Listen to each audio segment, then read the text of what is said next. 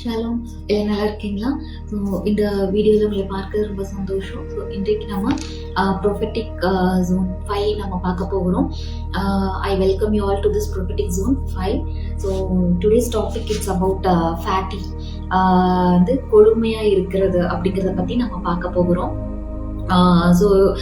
Recently God spoke me about this topic. Regarding this topic, while meditating, I was blessed, so I would like to share with you, and I hope you will be blessed. Amen. So இது ரீசெண்டா வந்து இந்த கொழுமை அப்படிங்கிற அந்த வார்த்தையை வந்து ஆண்டவர் என்கிட்ட பேசிட்டு இருந்தாங்க. ஸோ அதை பத்தி நான் மெடிடேட் பண்ணும்பொழுது நிறைய வேற மாதிரி அது நியூ ஒரு கண்டென்ட், அண்ட் தென் வந்து நிறைய அதுல வந்து லைக் சபைக்கு உண்டான நிறைய ப்ராஃபசிஸ், அண்ட் தென் சபைக்குள்ள இருக்கிற ஒவ்வொருத்தருக்கும் தேவைப்படுகிற நிறைய விஷயங்களை ஆண்டவர் அதுல பேசினாங்க. ஸோ அது வந்து கண்டிப்பா மினிஸ்ட்ரி பண்றவங்களுக்கு, especially for the pastors and then for the preachers, அவங்களுக்கு எல்லாருக்குமே அது வந்து ரொம்ப யூஸ்ஃபுல்லா இருக்கும் அப்படின்னு சொல்லிட்டு நான் நம்புறேன். And also I have some messages for the pastors and the preachers. So end of இதுல நம்ம அதை பத்தி நம்ம பார்க்க போகிறோம். So let's begin with this topic. So let's get into some introduction. So இந்த கொழுமை அப்படின்னு சொல்லி எடுத்துட்டாலே நமக்கு ஞாபகத்துக்கு வர்றது எப்படி இருக்குன்னா, செழிப்பு, அதாவது ப்ராஸ்பரிட்டி, ரொம்ப செழிப்பா இருக்கிறது, அந்த மாதிரி தான் நமக்கு வந்து மைண்ட்ல ஓடும் பேசிக்காவே. ஆனா இப்ப நம்ம பார்க்க போற இந்த டாபிக்ல வந்துட்டு not only about the prosperity, இது வந்து லைக் ஒரு பேக்கேஜா காட் வந்து எனக்கு டீச் பண்ணின அந்த மெத்தட்ல, அந்த வே வந்து உங்களுக்கு நான் அதை சொல்லலாம்னு சொல்லி நான் விருப்பப்படுறேன்.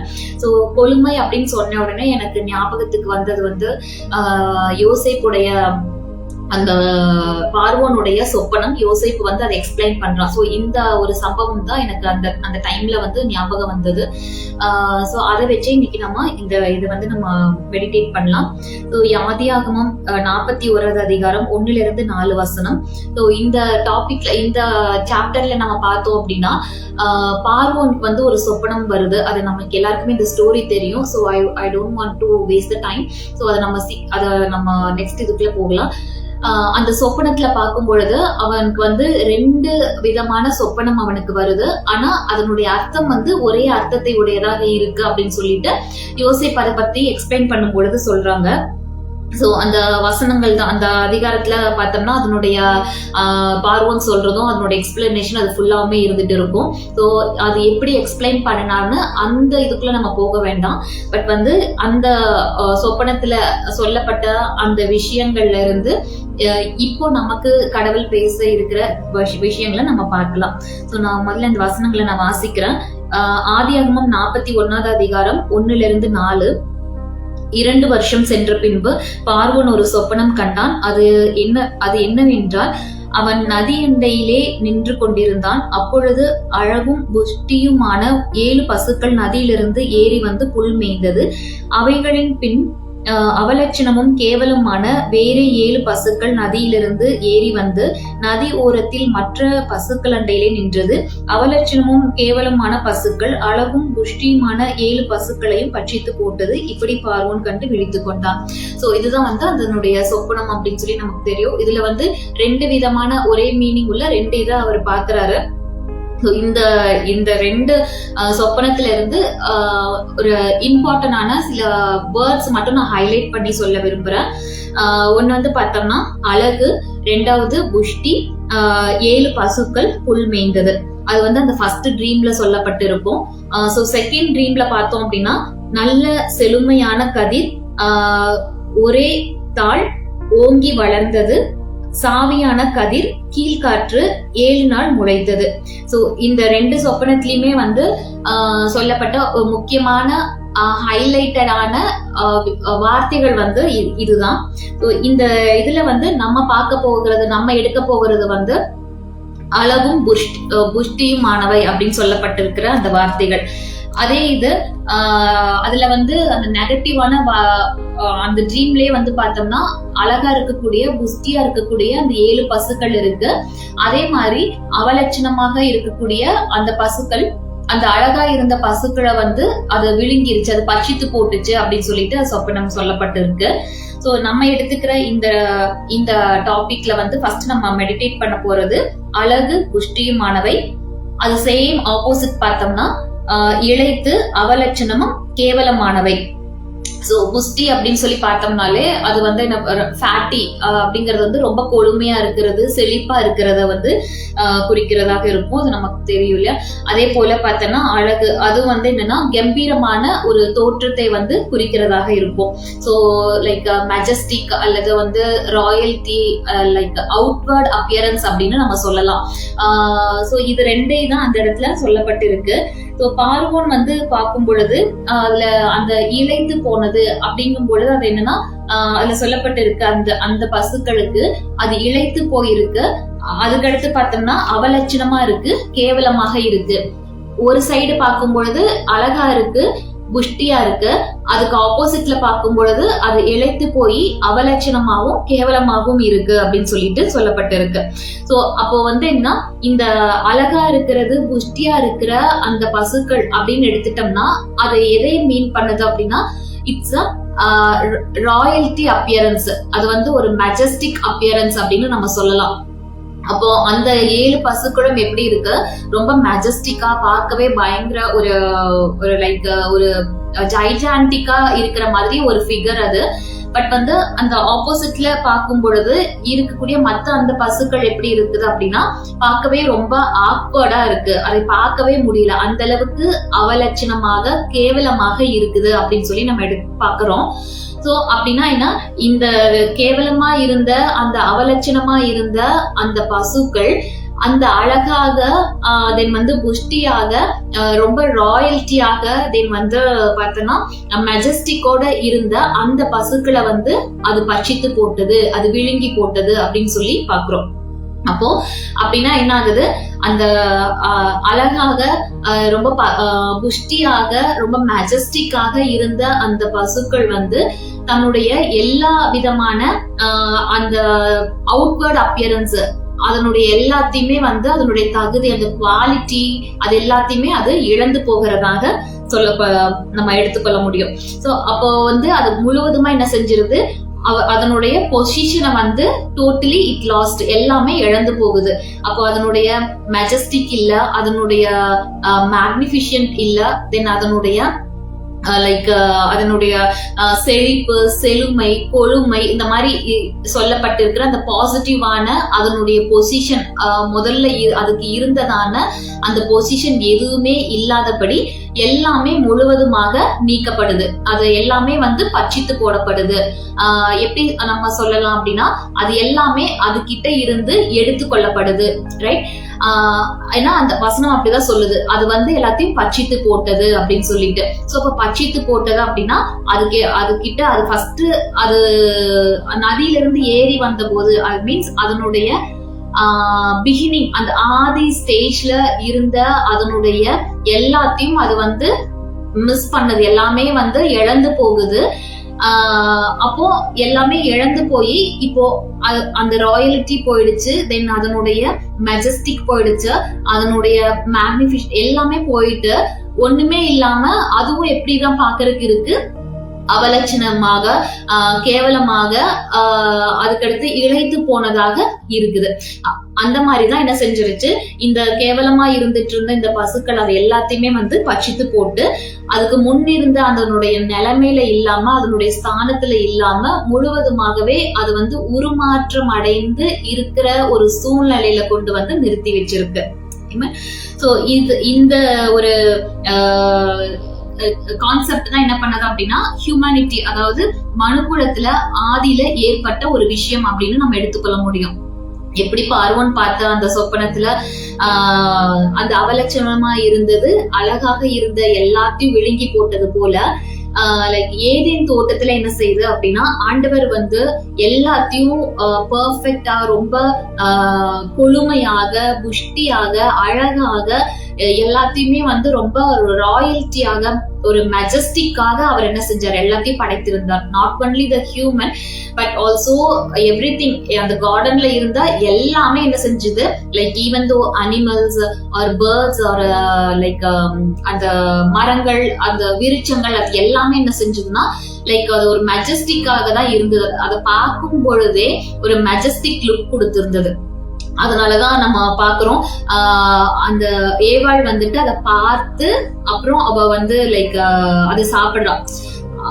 அப்ப அவ வந்து எப்படி அதனால ஈர்க்கப்படுகிறா. அப்போ அந்த அளவுக்கு ஒரு மெஜஸ்டிக்காக தான் அங்க இருந்த எல்லா விருட்சங்களுமே இருந்துட்டு இருந்தது. அப்போ வந்து அந்த தோட்டத்துல இருந்த அந்த அளவுக்கு அவர் வந்து எல்லாத்தையும் மெஜஸ்டிக்காக ராயல்ட்டியாக ஒரு ஃபர்ஸ்ட் கிளாஸ் குவாலிட்டியில தான் எல்லாத்தையுமே கடவுள் படைச்சு வச்சிருந்தாரு. அப்போ மனுஷனை படைக்கும் பொழுது சொல்றாரு தன்னுடைய சாயல்ல படைத்தேன். அப்ப கடவுளுடைய சாயல் எப்படிதான் இருந்தது அப்படின்னா ஒரு மெஜஸ்டிக்காக ஒரு ராயல்ட்டியாக லைக் ஒரு மேக்னிஃபிஷன்டாக இருக்கிறதா கடவுளுடைய சாயல். அந்த சாயல்ல தான் மனுஷன் அவர் படைக்கும் பொழுது அதே சேம் கேரக்டர் அதே போல அந்த அவுட்வர்ட் அப்பியரன்ஸ் எல்லாமே கொடுத்துதான் கடவுள் மனுஷனை வந்து படைக்கிறாரு. அப்போ அப்படி பார்க்கும் பொழுது அந்த கடவுளுடைய கேரக்டர் லைக் அவருடைய அந்த அவுட்வர்ட் அப்பியரன்ஸ் எல்லாமே மனுஷனுக்கு இருந்தது. அது மட்டும் இல்ல, அங்கிருந்த தோட்டத்துல இருந்த எல்லா விருட்சங்கள் அந்த கனி அந்த மிருகங்கள் எல்லாத்துக்குமே கொடுக்கப்பட்டிருக்கு. ஆதியாகமம் 2:9 நம்ம பார்த்தோம்னா சொல்லப்பட்டிருக்கும், தேவனாகிய கர்த்தர் பார்வைக்கு அழகும் புசிப்புக்கு நலமுமான சகலவித விருட்சங்களையும் அப்படின்னு சொல்லப்பட்டிருக்கு. அப்போ பார்வைக்கு அது அழகு அப்படின்னா இட் மீன்ஸ் நாட் ஒன்லி அந்த பியூட்டி மட்டும் கிடையாது, அது ஒரு பார்க்கும் பொழுதே ஒரு ஒரு ராஜ கலை என்ன செஞ்சது அதுக்குள்ள இருந்தது.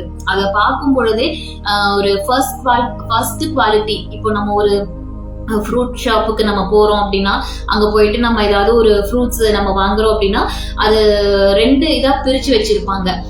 ஒண்ணு வந்து கொஞ்சம் ஒரு மாதிரி லோ குவாலிட்டி, இன்னொன்னு ஃபர்ஸ்ட் குவாலிட்டி அப்படி சொல்லி பிரிச்சு வச்சிருப்பாங்கல்ல. அது அந்த ஃபர்ஸ்ட் குவாலிட்டி அவங்க வந்து சொல்ல மாட்டாங்க இதுதான் வந்து ஃபர்ஸ்ட் குவாலிட்டி இது வந்து செகண்ட் குவாலிட்டி அப்படி சொல்ல தேவையே இருக்காது. ஆனா நம்ம பார்த்தோன்னே நமக்கு அது தெரிஞ்சிரும், ஓகே இது வந்து ரொம்ப ஹை குவாலிட்டியா இருக்குது ஃபர்ஸ்ட் குவாலிட்டியா இருக்கு அப்படின்னு சொல்லிட்டு. அப்ப அந்த மாதிரி ஏதேன் தோட்டத்துல ஆண்டவர் படைக்கும் பொழுது அந்த சிருஷ்டிப்புல எல்லாமே என்ன செஞ்சது அப்படின்னா ஃபர்ஸ்ட் குவாலிட்டியா தான். எப்படி இந்த பார்வோனுடைய சொப்பனத்துல அந்த நதியிலிருந்து வந்த அந்த பசுக்கள் முதல்ல வந்து அந்த பசுக்கள் வந்து அழகாக செழிப்பாக புஷ்டியாக இருந்ததோ அது மாதிரி எல்லா விதமான ஒரு ராயல்ட்டிலையும் ஒரு லைக் அந்த பியூட்டினஸ்ல எல்லாத்துலயுமே என்ன செஞ்சதுன்னா சிறப்பாக தான் ஆண்டவர் படைச்சிருந்தாரு.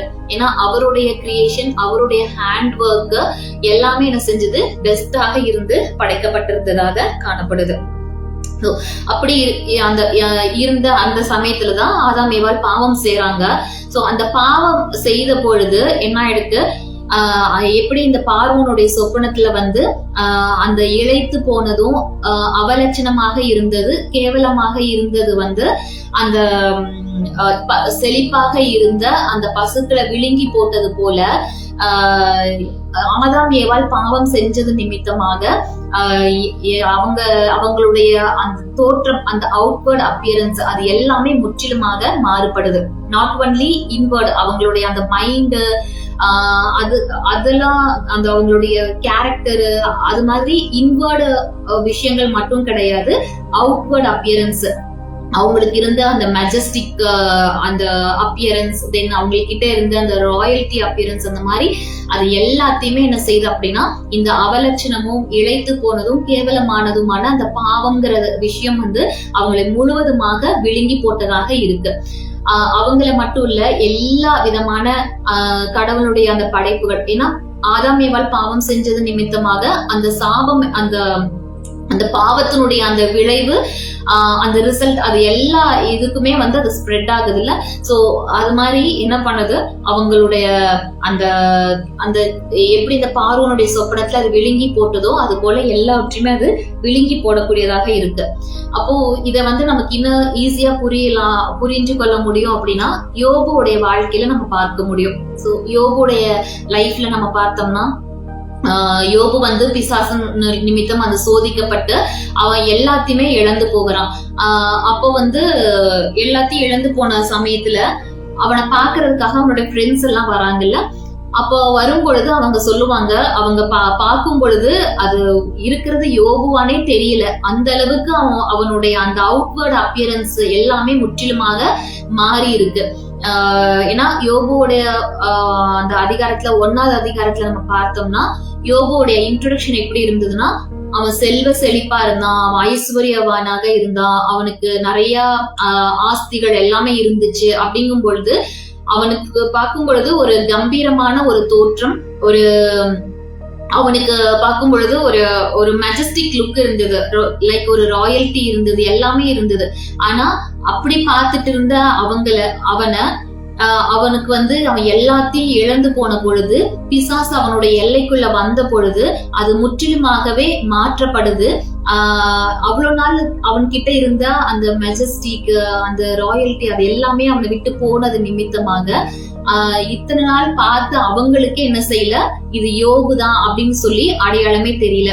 அந்த அளவுக்கு எல்லாமே உருமாற்றப்பட்டதாக இருக்குது.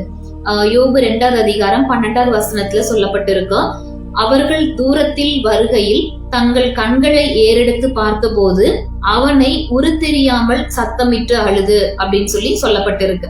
அப்போ இதுதான் யோபு அப்படின்னே சொல்ற அளவுக்கே அங்க ஒண்ணுமே இல்லை, எல்லாமே அவன் இழந்து போயிருக்கான். எல்லாமே இழந்து போனா அப்படிங்கிறதுக்காக ஒரு மனுஷனை பார்த்த உடனே அவன் இல்லைன்னு நம்ம சொல்ல முடியாதுல்ல. மேபி அவங்க வந்து ஒரு வேலை ஒரு வீடு இழந்திருக்கலாம், அல்லது குடும்பத்தில் உள்ள நபர்கள் யாராவது இறந்து போயிருக்கலாம். அப்படி இருந்தாலும் கூட அவங்கள பார்த்த உடனே நம்ம கண்டுபிடிக்க முடியும் தான். ஆனா யோபுக்கு வந்து சொல்லுது, அவனுடைய அந்த அப்பியரன்ஸே தெரியல, இது யோபு தான் அப்படின்னு சொல்லி தெரியற அளவுக்கு அங்க ஒண்ணுமே இல்லை. டோட்டலா அவனுடைய அந்த அவுட்வர்ட் அப்பியரன்ஸ் வந்து டோட்டலாவே மிஸ் ஆயிருக்கு, எல்லாமே லாஸ் ஆயிருக்கு. அதனால அவங்களால கண்டுபிடிக்கவே முடியலங்கிற அளவுக்கு தான் வசனம் சொல்லுது. அந்த மாதிரிதான். ஏன்னா யோபோட லைஃப்ல பார்க்கும் பொழுது இதே போலதான், எப்படி பார்வோனுடைய சொப்பனத்துல அந்த கேவலமானதோ அவலட்சணமானது அந்த பசுக்கள் செழிப்பாக செழுமையாக கொழுமையாக இருந்த பசுக்களை விழுங்கி போட்டது. அதுக்கு பிறகு அதோடைய உரு தெரியவே இல்லை, அது வந்து முழுவதுமாக விழுங்கி போட்டு அந்த இடத்துல பார்க்கும் பொழுது எந்த இடத்துல அந்த செழுமையான பசுக்கள் இருந்ததோ அந்த இடத்துல இப்ப அதை ஆக்கியூபை பண்ணி அந்த இடத்துல என்ன செய்யுது, அந்த அவலட்சணமான பசுக்கள் தான் நின்றுட்டு இருக்குது. அதே மாதிரிதான் யோபுடைய லைஃப்ல அவன் எல்லாத்தையும் இழந்த போது அவன் கிட்ட இருந்த எல்லாத்தையும் என்ன செஞ்சது, அந்த அவலட்சணமான ஒரு விஷயம் அவனை விழுங்கி போட்டு அவன் இருந்துட்டு இருந்த அந்த ஸ்தானத்துல இது ஃபுல்லா ரீப்ளேஸ்மெண்ட் ஆகுது. சோ இதேதான் மனுஷங்க பாவம் செஞ்ச பொழுது எல்லாமே ரீப்ளேஸ் ஆகுது. அவனுக்கு இருந்த அந்த அழகும், தேவனுடைய சாயல், தேவனுடைய அந்த கேரக்டர்ஸ், தென் வந்து அவனுக்கு கொடுத்திருந்த அந்த ராயல்டியான ஒரு அவுட்வர்ட் அப்பியரன்ஸ், அது எல்லாமே டோட்டலா விழுங்கப்படுது. அப்போ விழுங்கப்பட்டு அவன் ஆதியில இருந்த அந்த ஸ்தானம் வந்து முற்றிலுமாக மாற்றப்பட்டு அவன் வந்து ரீப்ளேஸ்மெண்ட் ஆகுது. அப்போ அவனுக்கு அந்த இடத்துல என்ன செய்யுது, அந்த அவலட்சணம், கேவலம், நிந்தை, அவமானம், இந்த மாதிரியான விஷயங்கள் தான் அந்த இடத்துல உருவெடுத்திருக்கு. அப்போ ஆதாம வந்து ஒருவேளை ஆண்டவர் ஆரம்பத்துல பார்த்த போது அவ எப்படி ஆண்டவருக்கு தெரிஞ்சிருக்கும், அவனை பார்க்கும் பொழுதே அழகாக இருந்திருப்பான். அதுக்கடுத்து அவனை பார்க்கும் பொழுதே ஒரு ராஜரீகமான ஒரு அந்த அவுட்வர்ட் அப்பியரன்ஸ் தான் கடவுளுக்கு தெரிஞ்சிருக்கும். ஆனா ஆஃப்டர் தட் அவனை வந்து பாவம் செஞ்ச பொழுது பார்த்தோம்னா இத்தனை நாள் இருந்த அந்த ஒரு விஷயங்கள் எல்லாமே என்ன செய்து, அந்த கேவலத்தினாலையும், நிந்தையினாலையும், அவமானத்தினாலையும், அசிங்கத்தினாலையுமே அவன் என்ன செய்யுது, மூடி இருக்கு. அப்போ அவனை பார்க்கும் பொழுது அது எப்படிதான் இருந்திருக்கும், ஒரு கேவலம், நிந்தை, அவமானம் இப்படிதான் அவனை பார்க்கும்போது இருந்திருக்கும். ஏன்னா டோட்டலா அது எல்லாமே என்ன செய்யுது, விழுங்கி போடுது, அது வந்து பட்சித்து போடப்படுது. சோ அப்படிதான் என்ன செஞ்சதுன்னா மனுக்குளம் டோட்டலாவே அந்த இடத்துல ஒரு ரீப்ளேஸ்மெண்ட் நடக்குது, ஒரு லைக் ஒரு எக்ஸ்சேஞ்ச் நடக்குது அப்படின்னு நம்ம சொல்லலாம். சோ அப்போ இந்த மாதிரி ஒரு டோட்டலா எல்லாத்தையுமே இழந்து போன அந்த பியூட்டினஸ், அப்புறம் வந்து அதனுடைய அந்த மெஜஸ்டி, மேக்னிஃபிஷன், அதாவது நான் சொல்றேன்னா அந்த மகிமை, அவனுடைய அந்த அழகு, அவனுடைய கணம் எல்லாமே என்ன செய்யுது, முழுவதுமாகவே அது வந்து விழுங்கி போடப்படுது. அவன்கிட்ட இருந்து அது எடுக்கப்படல, அது எல்லாமே விழுங்கி போடப்படுது. இப்போ விழுங்கினது கக்கும் பொழுது என்ன செய்யும், திரும்ப அவனுக்குள்ள அது எல்லாமே ரெஸ்டோர் ஆகும்ல. சோ அந்த ஒரு ரெஸ்டோரேஷனுக்கு தான் ஆண்டவர் என்ன செய்யறாரு, சிலுவையில வந்து மரிக்கிறவரா இருக்கிறாரு. சோ அப்போ எடுத்த உடனே சிலுவையில ஆண்டவர் நமக்கு பண்ணி கொடுத்த ஃபர்ஸ்ட் ரெஸ்டோரேஷனே என்ன அப்படின்னா அவுட்வர்ட் அப்பியரன்ஸ். அதனாலதான் ஏசாயால பார்த்தோம்னா வசனம் சொல்லப்பட்டிருக்கும். ஏசாயா 53:2 இளங்கிளையை போலவும் வறண்ட நிலத்திலிருந்து துளிர்க்கிற வேரை போலவும் அவனுக்கு முன்பாக எழும்புகிறார். அவருக்கு அழகும் இல்லை, சௌந்தரியமும் இல்லை. அவரை பார்க்கும் பொழுது நாம் அவரை விரும்பத்தக்க ரூபம் அவருக்கு இல்லாதிருந்தது. அப்போ இந்த இடத்துலயும் பார்த்தோம்னா இயேசு கிறிஸ்துவோட அந்த சிலுவை நேரத்துல அங்கேயும் ஒரு அனதர் ஒரு எக்ஸ்சேஞ்ச் நடக்குது, ரீப்ளேஸ்மெண்ட் நடக்குது, ரெஸ்டரேஷன் நடக்குது அப்படின்னு சொல்லலாம். அப்போ ஏதேன் தோட்டத்துல எப்படி ஒரு எக்ஸ்சேஞ்ச் நடந்துச்சு, அவன் வந்து அவனுக்கு மேல அந்த ஆதாம் மேல தென் வந்து முழு உலகத்தின் மேல லைக் அந்த அவலட்சணமும் கேவலமும் நிந்தையுமானது வந்து மூடிக்கொண்டது, அவங்களை வந்து விழுங்கி போட்டது. அந்த ஒரு எக்ஸ்சேஞ்ச் அங்க நடக்குது. திரும்ப இயேசு கிறிஸ்து சிலுவையில மரிக்கும் பொழுது அந்த ரெஸ்டோரேஷன் நடக்கும் பொழுது மறுபடியுமாக அந்த மூடி, அதாவது விழுங்கி போட்டது வந்து திரும்ப அது எல்லாமே கக்கப்படுது. அப்போ அந்த இடத்துல இது எல்லாம் என்ன செய்யுது, இயேசு மேல அத்தனையும் வந்து அவர் மேல மூடக்கூடியதாக இருக்கு. அப்போ அந்த இடத்துல அந்த அவலட்சணமானது, கேவலமானது, அந்த இழைத்து போனதுமான அந்த மாதிரியான விஷயங்கள் அது எல்லாமே இயேசுவை மூடுது. இயேசு மேல இருந்த எல்லா விஷயங்களும் திரும்ப அவர் மூலியமாக நமக்கு அது கொடுக்கப்படுகிறதாக இருக்குது. சோ அப்போ மணவாட்டிய வந்து அவர் அலங்கரிக்கிறதுக்காக என்ன செய்யறாரு, கேவலமாகவும் அவலட்சணமாகவும் நிந்தையாகவும் இழைத்து போனதுமாக அவர் அந்த இடத்துல மாற்றப்படுகிறார். Another one exchange. சோ அப்போ அதனாலதான் ஃபர்ஸ்ட் என்ன பண்றாருன்னா ஆண்டவர் அந்த இடத்துல ரெஸ்டோரேஷன் பண்ணும் பொழுது முதல்ல அவனுக்கு அந்த அவுட்வர்ட் அப்பியரன்ஸ் கொடுக்கிறாரு. வசனத்துல அதான் அந்த ஏசாயா 53 அது சொல்லப்பட்டு இருக்கு, அவருக்கு அழகும் இல்லை, சௌந்தரியம் இல்லை. நம்ம பார்க்கும் பொழுது விரும்பப்படத்தக்க ரூபமே அவருக்கு இல்லாம இருந்துச்சு. அப்போ ஃபர்ஸ்ட் அவனுக்கு அப்ப இத்தனை வருஷமா அந்த ஏதேன் தோட்டத்துல அவன் பாவம் செஞ்சதுல இருந்து சிலுவை வரைக்குமே அவன் மேல என்னதான் மூடி இருந்தது, அந்த ஒரு கேவலம், நிந்தை, அவமானம், இந்த மாதிரியான விஷயங்கள் அப்படிதான் என்ன செஞ்சது, அது வந்து விழுங்கி போட்டு இருந்தது, மூடப்பட்டு இருந்தது. அப்போ சிலுவையில ஆண்டவர் என்ன செய்யறாரு, அதை முழுவதுமாக நீக்கிவிட்டு தன்னுடைய அந்த சாயல், தன்னுடைய அந்த மகிமை, தன்னுடைய கனத்தையும், தன்னுடைய அழகையும், தன்னுடைய சௌந்தரியத்தையும், தன்னுடைய லைக் அந்த ராஜரீக விதமான விஷயங்களையும் திரும்ப மனுக்குலத்துக்கு ஆண்டவர் கொடுக்கிறாரு. ஆமீன். சோ இதேதான் வந்து வெளிப்படுத்தின விசேஷத்துல நம்ம பார்க்கும் பொழுது சொல்லப்பட்டிருக்கும். வெளிப்படுத்தினல் 21:9-10-11 அதுல சொல்லப்பட்டிருக்கும், மணவாட்டிய பத்தி சொல்லப்பட்டிருக்கும். சோ அப்ப அந்த மணவாட்டி வந்து அவ வந்து எப்படி விதமாக அலங்கரிக்கப்பட்டிருக்கா அப்படின்னு சொல்லிட்டு, அப்ப சிலுவையில விழுங்கி போட்டது எல்லாம் திரும்ப நமக்கு ரெஸ்டோர் ஆகுது. அப்போ ரெஸ்டோர் ஆனது வந்து என்ன செய்யுது, எல்லாமே வந்து திரும்ப நமக்கு மேனிஃபெஸ்ட் ஆகுது. சோ ரெஸ்டோரேஷன் அது வந்து இட்ஸ் வந்து லைக் அது ஒன் சீசன்ல அது எல்லாமே நடந்தது. ஆனா மேனிஃபெஸ்டேஷன் அப்படிங்கும் பொழுது அது வந்து ஒரு சீசன்ல நடக்க போகுது. ஐ மீன் சோ எல்லாமே வந்து சிலுவையில அவர் விழுங்கி போட்டது எல்லாம் திரும்ப எல்லாத்தையும் என்ன செய்தார், கக்க பண்ண வச்சு திரும்ப அதை நமக்கு கொடுத்திருக்கிற கிறிஸ்து, அதாவது சரீரமாகிய சபைக்கு, மணவாட்டிக்கு கொடுத்திருக்கிறாரு. அப்ப கொடுத்ததுனால அந்த எல்லா விதமான அது மேல மூடப்பட்டிருந்த அந்த அவலட்சணமும், அது மேல இருந்த சபை மேல இருந்த அல்லது முழு மனுக்குலத்தின் மேல இருந்ததான அந்த கேவலமாக இருந்தது, அவலட்சணமாக இருந்தது, தென் வந்து பார்த்தோம்னா அசுத்தமாக இருந்தது, இது மாதிரி இருந்தது எல்லாத்தையும் அவர் ரிமூவ் பண்ணிட்டு திரும்ப அந்த மணவாட்டிய மனுக்குலத்தை முழுவதுமாக அலங்கரிக்கிறாரு. அப்போ அந்த அலங்கரிக்கப்பட்ட அந்த மணவாட்டி தான் நம்ம வெளிப்படுத்தல நம்ம பார்க்கிறோம். இல்ல 10வது வசனத்துல பார்த்தோம்னா, பெரிதும் உயரமான ஒரு பர்வதத்தின் மேல் என்னை ஆவியில் கொண்டு போய் தேவனுடைய மகிமை அடைந்த எருசலேமாகிய பரிசுத்த நகரம் பரலோகத்தை விட்டு தேவனிடத்திலிருந்து இறங்கி வருகிறது எனக்கு காண்பித்தான். அதன் பிரகாசம் மிகவும் விலையுயர்ந்த ரத்தின கல்லை போலவும் பளிங்கொலியுள்ள வச்சிரக்கல்லை போலவும் இருந்தது. சோ அப்போ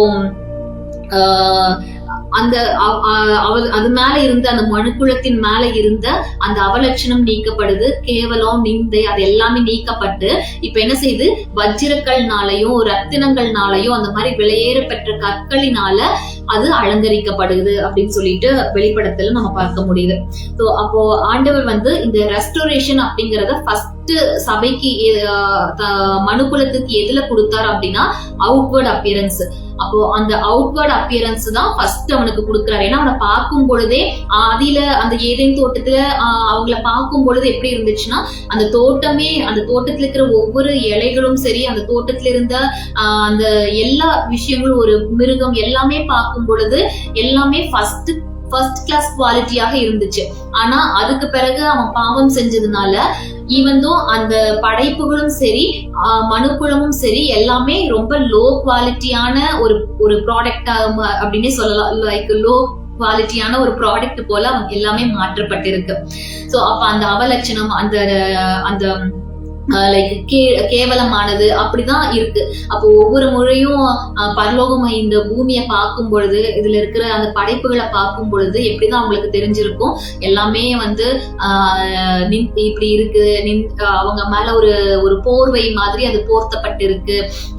லைக் அது அவங்க வந்து ஆதியில இருந்த அந்த ஒரு ராயல்டி இல்ல, அவங்க மேல இருந்த ஆதியில இருந்த ஒரு மெஜஸ்டிக் இல்ல, பியூட்டினஸ் இல்ல அப்படின்னு சொல்லிட்டு அவ்வளோ வருஷங்களும் பரலோகம் பார்க்கும் பொழுதெல்லாம் என்ன செஞ்சிருக்கோம், இதையேதான் பார்த்திருக்கோம். ஆனா அந்த சர்டன் பீரியட் கிராஸ்ல ஆண்டவர் தன்னுடைய ஜீவனை கொடுத்த பொழுது அந்த எல்லாத்தையும் தன் மேல ஏற்றுக்கொண்டு திரும்ப அதை என்ன செய்யறாரு, ரெஸ்டோர் பண்ணி கொடுக்கிறாரு. So the first restoration was the outward appearance. அவனுக்கு வந்து அந்த கலை, அந்த ராஜரீக தன்மை, ராஜரீக அந்த அந்தஸ்து, ராஜரீகமான ஒரு அழகு அவனுக்கு கொடுக்கிறாரு. திரும்ப மனுக்குலத்துக்கு, திரும்ப அந்த பூமிக்கு எல்லாமே ரெஸ்டோரேஷன் ஆகுது. இந்த ரெஸ்டோரேஷன் தான் வந்து பார்த்தோம்னா வெளிப்படத்துல சொல்லப்பட்டிருக்க அந்த புதிய வானம், பூமி, எருசலேம் அதெல்லாம் சொல்லப்பட்டிருக்கு. திரும்ப அது எல்லாமே என்ன செய்யுது, தன்னுடைய ஸ்தானத்துக்கு ஆதியில ஆண்டவர் எப்படி வச்சிருந்தாரோ, எப்படி படைத்தாரோ, எந்த மாதிரி ஒரு அப்பியரன்ஸ்ல ஆண்டவர் படைத்திருந்தாரோ அதே சேம் அப்பியரன்ஸுக்கு திரும்ப எல்லாமே ரெஸ்டோர் ஆகுது. எல்லாமே திரும்ப எக்ஸ்சேஞ்ச், ஒரு ரீப்ளேஸ்மெண்ட் அந்த இடத்துல நடக்குது. எதுவுமே இதுக்கு பிறகு ஆண்டவர் புதுசா எதையும் படைக்க போறது கிடையாது. புதிய வானம், புதிய எருசலேம் அப்படிங்கறதுனால ஏதோ இது எல்லாத்தையும் அழிச்சிட்டு இப்போ இருக்கிற பூமி அழிச்சு, இப்போ இருக்கிற அந்த வானத்தை எல்லாம் அழிச்சு மனுஷங்களை எல்லாத்தையும் கொண்டு போட்டு திரும்ப எல்லாத்தையும் ஃபர்ஸ்ட்ல இருந்து அவர் தொடங்க போறது கிடையாது. எல்லாமே திரும்ப ரெஸ்டோர் ஆகுது. அதுதான் அந்த இடத்துல சொல்லப்பட்டிருக்கு, வெளிப்படுத்தல நம்ம பார்க்க முடியும். சோ இந்த ரெஸ்டோரேஷன் அப்படிங்கறது வந்து ஏசியா 53ல நம்ம பார்த்தோம். அழகு, அதாவது அவனுடைய அவுட்வர்ட் அப்பியரன்ஸ் தான் ஃபர்ஸ்ட் ஒரு ரெஸ்டோரேஷன் அப்படின்னு பாக்குறோம். ஏன்னா அவர் சிலுவையில வந்த உடனே ஏசையா வந்து பாக்குறான் என்ன அந்த இடத்துல நடக்குது அப்படின்னு சொல்லி பார்க்கும் பொழுது அவருடைய அவுட்வர்ட் அப்பியரன்ஸ் தான் அந்த இடத்துல சொல்றான். அவரை பார்க்கும் பொழுது அது உருவே தெரியல, அவர் எப்படி இருக்கிறாருன்னு அந்த உருவே தெரியாத அளவுக்கு இருக்குதே. அத பார்க்கும் பொழுது அவருக்கு அழகே இல்ல, சௌந்தரியம் இல்ல, அவருக்கு வந்து நம்ம விரும்பப்படத்தக்க ரூபம் இல்லைன்னு சொல்லி அந்த அளவுக்கு ஒரு அந்த கேடு அடைந்தார் அப்படின்லாம் சொல்லப்பட்டிருக்கு. அந்த மாதிரி ஒரு அவுட்வர்டா இருக்கக்கூடிய தேவனுடைய சாயல், அந்த மகிமை எல்லாத்தையுமே அவர் இழந்துதான் இந்த இடத்துல இருக்காரு. நான் லாஸ்ட் வீடியோல கூட சொல்லியிருப்பேன், லைக் அவங்க இயேசு கிறிஸ்து அந்த அரண்மனையில இருக்க போறது அவரை அடிக்கிறாங்க. அப்போ வந்து அந்த சவுக்குல அடிச்சு அவரு அப்படியே அந்த இடத்துல இருக்கும் பொழுது மற்ற போர் சேவகர்கள் அவங்க எல்லாம் வந்து பார்க்கும் பொழுது அவங்க கேட்டாங்களாம், என்னது இங்க என்னமோ கிடக்குது அப்படின்னு சொல்லிட்டு. அந்த அளவுக்கு அது ஒரு மனுஷன் அப்படிங்கிற ஒரு உருவே தெரியல. அது வந்து ஏதோ ஒரு ஒரு அடிபட்டு போன ஒரு மிருகம். ஹைவேஸ்ல வந்துட்டு பார்த்தா நிறைய அந்த மிருகங்கள்லாம் என்ன செஞ்சிருக்கும், அடிபட்டு கிடக்கும். அது மேல மறுபடியும் அந்த வெஹிக்கிள்ஸ் எல்லாம் போய் அது என்ன மிருகம்னே தெரியாது. அது பறவையா மிருகமா அது என்னன்னே தெரியாது. அந்த அளவுக்கு அது உரு இழந்து போயிருக்கும். அந்த மாதிரிதான் இயேசு கிறிஸ்துவும் அந்த இடத்துல அவர் அடிக்கப்படும் பொழுது அது அவர் மனுஷனா இல்ல என்னதுன்னே தெரியாத அளவுக்கு அந்த உரு இழந்து போய் தான் இருந்தார். இதையெல்லாம் யோபுல பார்த்துட்டு அந்த ஜனங்கள் சொல்றாங்க, யோபு வந்து முற்றிலுமாக அவன் உரு இழந்து போயிருந்தான். அவனுடைய அந்த டோட்டல் அவுட்வர்ட் அப்பியரன்ஸ் அவனோடது எல்லாமே வந்து இழந்து போய் இது யோபுதானா இல்ல வேற யாருமான்னு கண்டுபிடிக்கவே முடியாத அளவுக்கு இருந்துச்சு.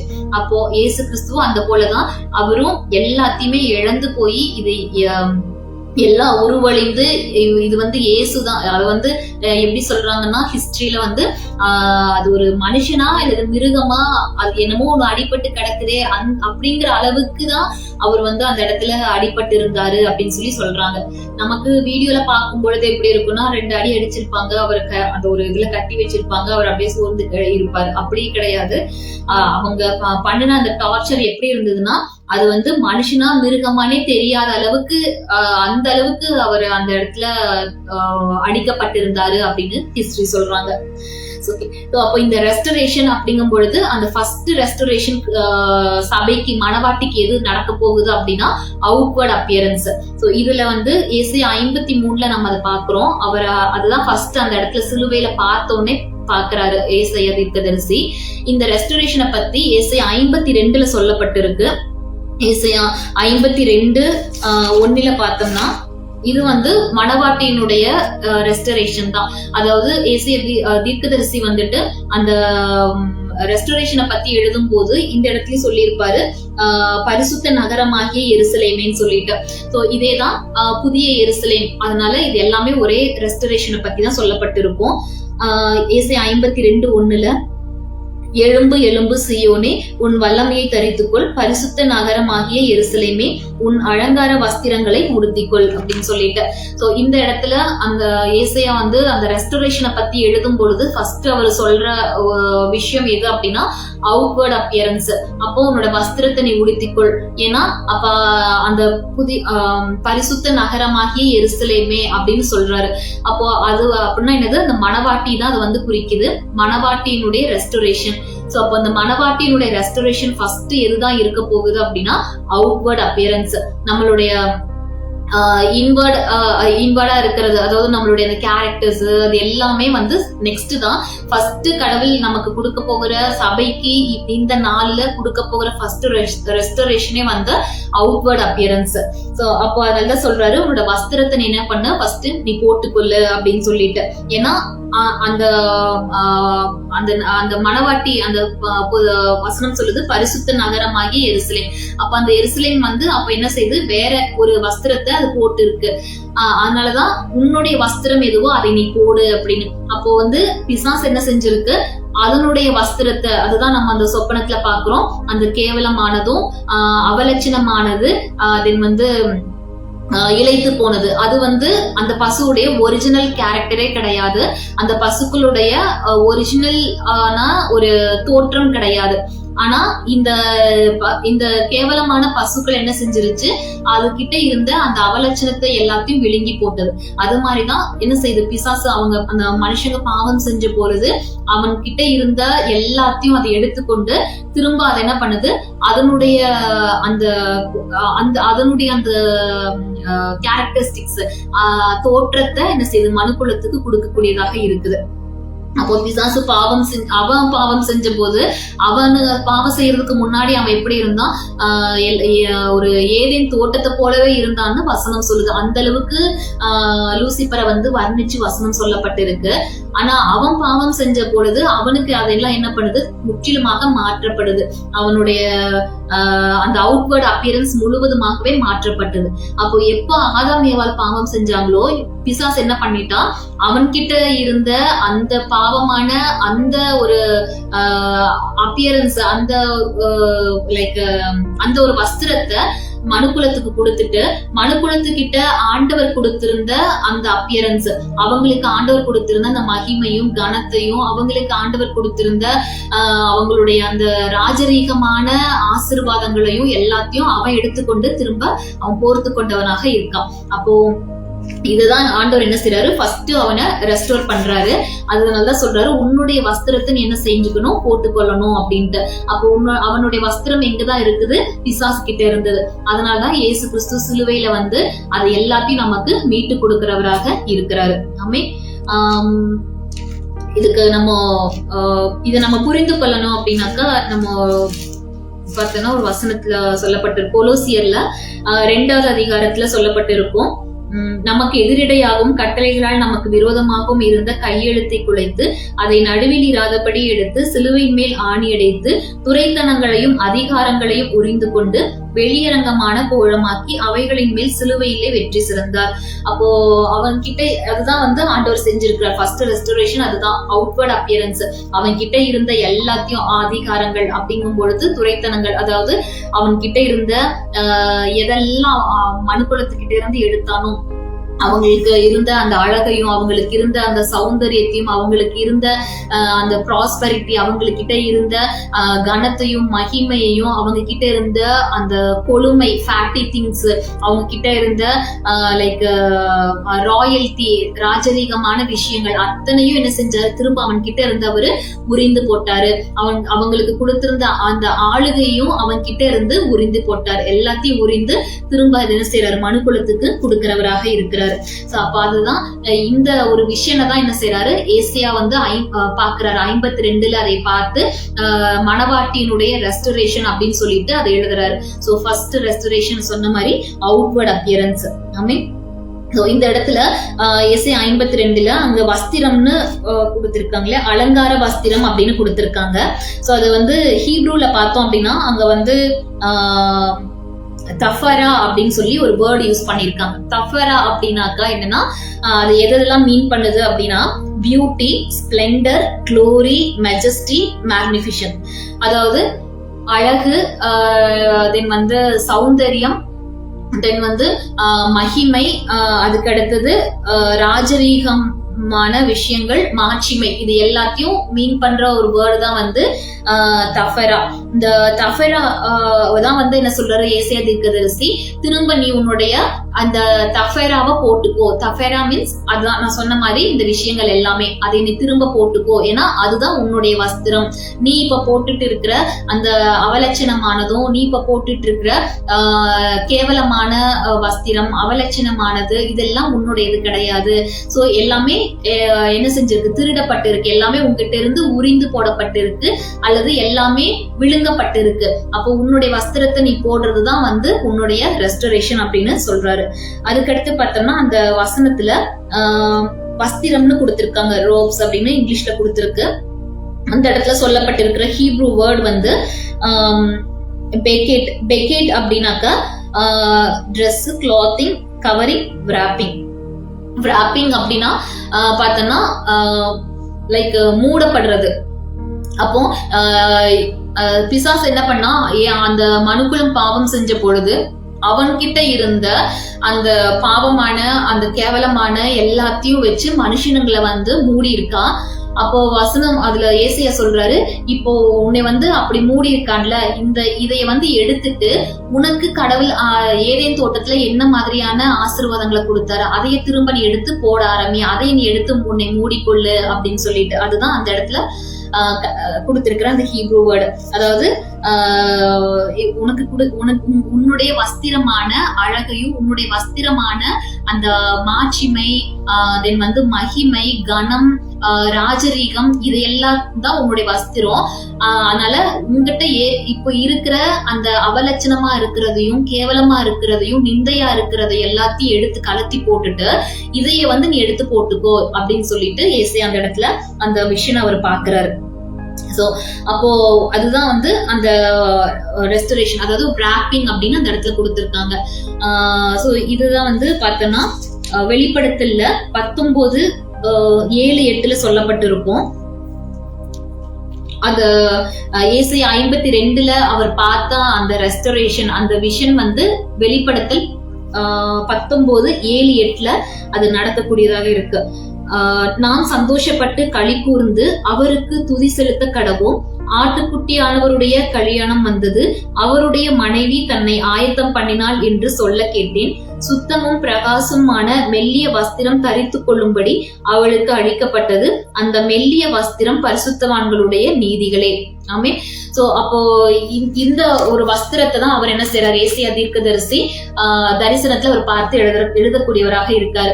அப்போ அந்த எருசலேம் ஆகிய பரிசுத்த நகரமாகிய எருசலேமே வஸ்திரத்தை நீ தரித்துக்கொள். எந்த வஸ்திரம்னு அவர் பாக்குறாரு, அந்த வஸ்திரம் தான் வந்து நீதி, த ரைச்சியஸ்னஸ், அதை வந்து நீ போட்டுக்கொள்ளு, அதுதான் உன்னுடைய வஸ்திரம் அப்படின்னு சொல்லிட்டு அந்த இடத்துல சொல்லப்பட்டிருக்கு.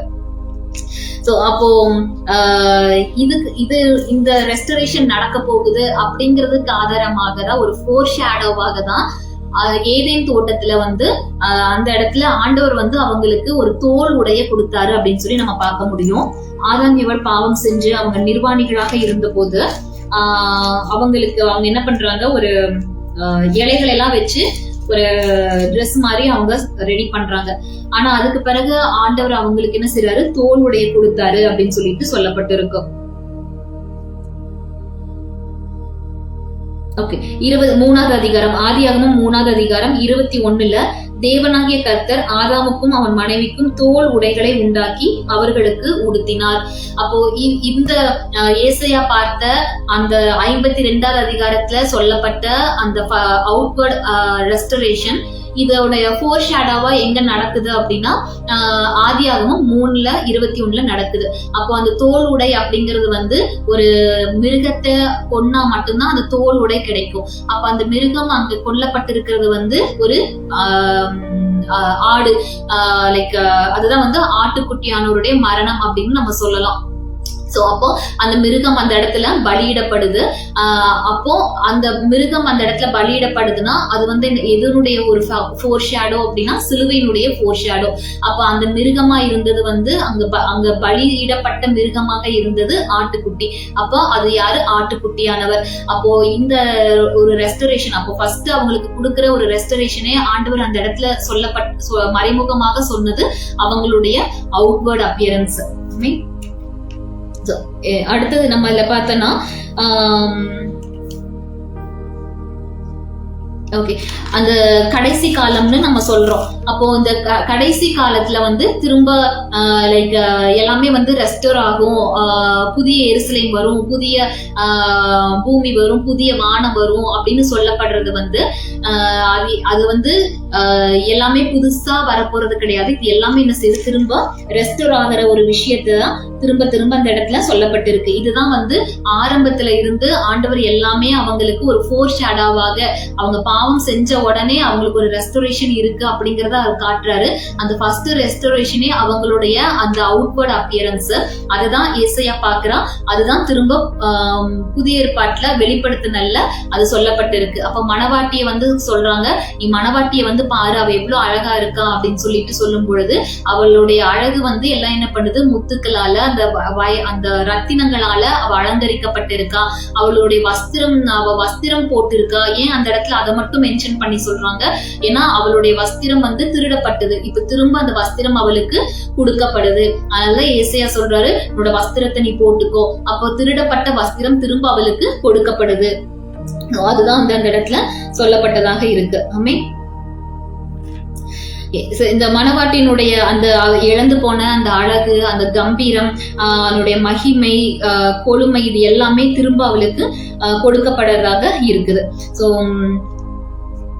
இந்த எப்படி இத வந்து அவங்களுக்கு திரும்ப அவங்களுக்கு கொடுக்கப்படுது அப்படிங்கறத வந்து இதை வந்து நம்ம எப்படி புரிந்து கொள்ளலாம்னா, ரூத்ல நம்ம எடுத்துக்கொண்டோம்னா, ரூத் வந்து போவாஸ அவங்க மீட் பண்ணும் பொழுது அதுல சொல்லப்பட்டிருக்கும். ரூத் 3வது அதிகாரம் 9வது வசனத்துல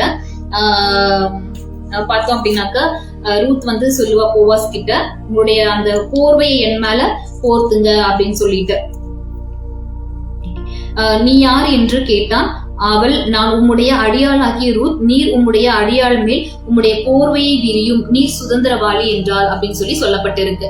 அப்போ இந்த இடத்துல பார்த்தோம் அப்படின்னா, ஒரு அந்த போர்வை அப்படின்னு சொல்லப்பட்டிருக்குல்ல, அந்த இடத்துல கொடுக்கப்பட்டிருக்கிற அந்த ஹீப்ரு வேர்டு பார்த்தோம்னா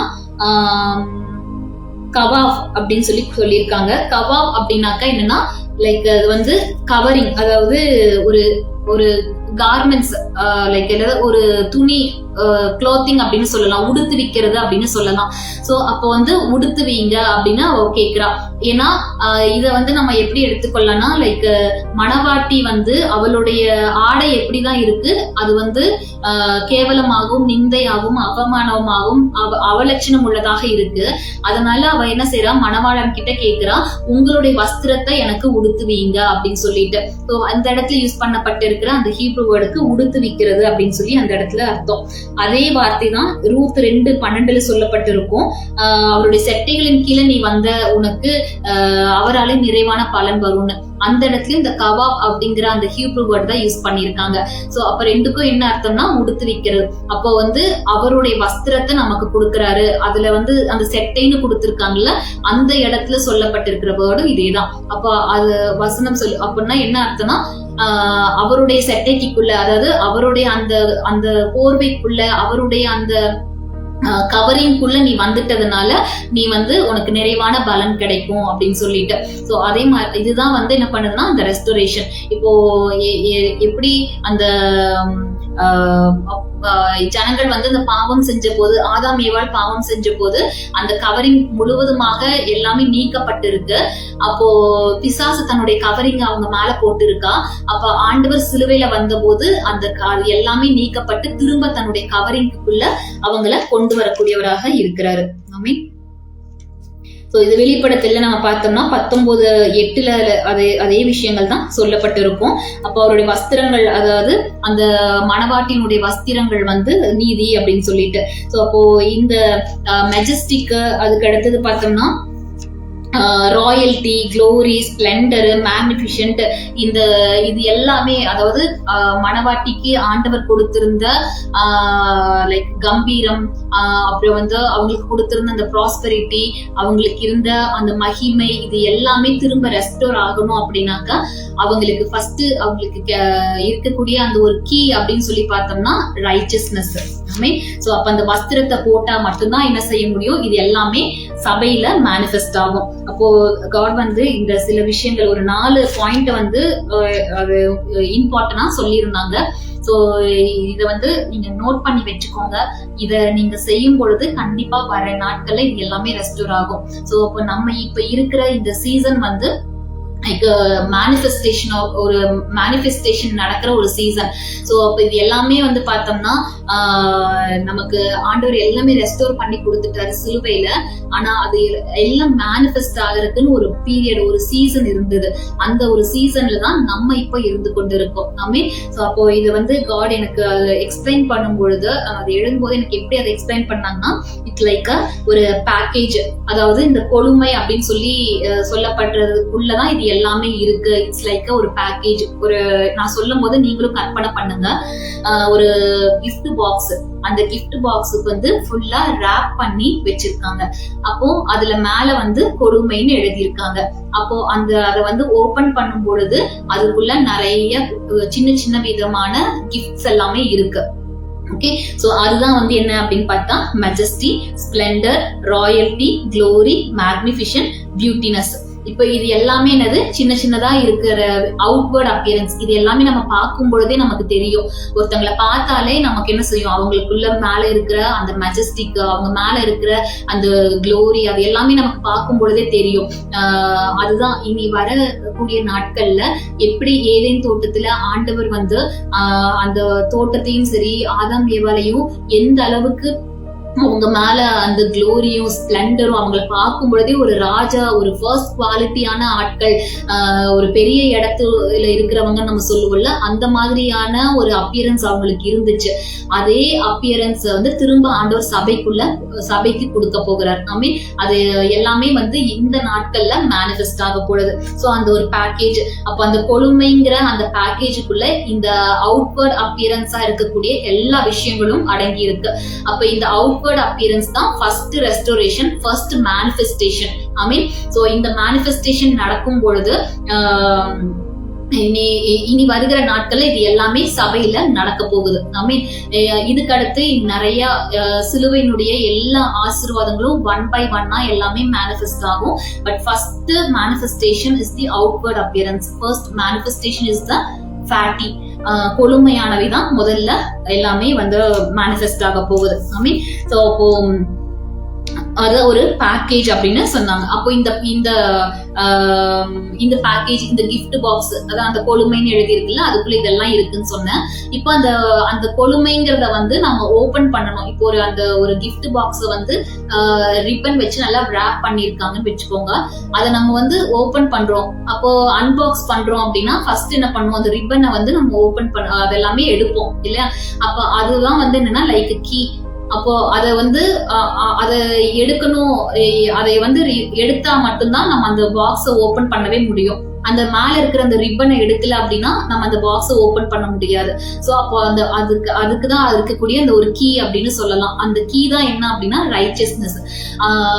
அந்த ரைச்சஸ்னஸ் பத்தி நம்ம தேவனுடைய நீதி, அதை பத்தி நம்ம எந்த அளவுக்கு இந்த நாட்கள்ல நம்ம தியானிக்கிறோமோ, எந்த அளவுக்கு நம்ம அதை பத்திய நாலேஜ் நமக்குள்ள வருதோ, அந்த அளவுக்கு சீக்கிரத்துல சபையில இருக்கிற ஒவ்வொருத்தர் மேலையும் ஆண்டவர் அந்த ஏதேன் தோட்டத்துல மனுஷங்களுக்கு கொடுத்த இந்த எல்லா லைக் ஒரு 6 இருக்கு, majesty, splendour, royalty, glory, magnification, beautiness, இது அத்தனையும் வந்து மேனிஃபெஸ்ட் ஆக போகுது. ஐ மீன் அப்போ சபையை பார்க்கும் பொழுது என்ன செய்யும், ஒரு வித்தியாசமா, உலக ஜனங்களை பார்க்கும் பொழுது வித்தியாசமா இருக்கும், சபைக்குள்ள இருக்கிறவங்களை பார்க்கும் பொழுது ஒரு வித்தியாசமாக இருக்கும். ஐ மீன் சோ அப்போ இது எல்லாமே அவங்களுக்குள்ள மேனிஃபெஸ்ட் ஆக போகுது. அதனாலதான் நான் ரீசன்ட் டேஸ்ல பார்த்த நிறைய சில பிரசங்கங்கள் வந்து நான் கேட்டது வந்து பார்த்தா ரைச்சஸ்னஸ் பத்தி சில பிரசங்கங்களை வந்து ரீசன்ட் டேஸ்ல நான் கேட்டுட்டே இருக்கேன். சில ப்ரீச்சர்ஸ் வந்து சில நபர்கள் வந்து குறிச்சு அவங்க பிரசங்கம் பண்ணிட்டு இருக்காங்க. அப்போ ஆண்டவர் எனக்கு இது சொன்னது, in the period, this is the season for to unlock the fatty things அப்படின்னு சொன்னாங்க. ஏன் இவங்க வந்து இந்த நாட்கள்ல அந்த ரைச்சியஸ்னஸ் பத்தி அதிகமா பேசிட்டு இருக்காங்க அப்படின்னா, because this is the season, this is the chosen season அப்படின்னு ஆண்டவர் சொன்னாங்க. இது வந்து இந்த கொழுமை அப்படிங்கிற அந்த பேக்கேஜுக்குள்ள இருக்கிற அந்த அவுட்வர்ட் அப்பியரன்ஸ் எல்லாம் மேனிஃபெஸ்ட் ஆகிறதுக்கான ஒரு சீசன். காட் சொன்ன அந்த 4 விஷயங்கள். முதல் விஷயம் வந்து பார்த்தோம்னா லைக் இட்ஸ் அ பேக்கேஜ். அந்த ஃபேட்டி, அந்த கொழுமை அப்படிங்கிறது ஒரு பேக்கேஜ். ஸோ அதுல வந்து என்னென்ன விஷயங்கள் இருக்கு, majesty, splendour, royalty, glory, magnification, beautiness, இந்த அவுட்வர்ட் அப்பியரன்ஸ், இது எல்லாமே அந்த பேக்கேஜுக்குள்ள இருக்கு. அந்த பேக்கேஜை ஓபன் பண்ணி அதை நம்ம வந்து நம்ம யூஸ் பண்ணணும், அது நம்ம மேல மேனிஃபெஸ்ட் ஆகணும் அப்படின்னா அதுக்கு கீயா இருக்கிறது வந்து ரைச்சியஸ்னஸ், அந்த தேவனுடைய நீதி. அதை பத்தி நம்ம வந்து நீதிமான்கள் அப்படிங்கிற விஷயங்களை வந்து நம்ம மெடிடேட் பண்ண அதை பத்தி நாலேஜ் ஜனங்களுக்குள்ள வர சீக்கிரத்துல இந்த எல்லா விஷயங்களும் சபையில மேனிஃபெஸ்ட் ஆக போகுது. ஸோ இத வந்து அதிகமாக தியானிக்கிற ஒவ்வொருத்தர் மேலையும் கண்டிப்பா அது மேனிஃபெஸ்ட் ஆகும்.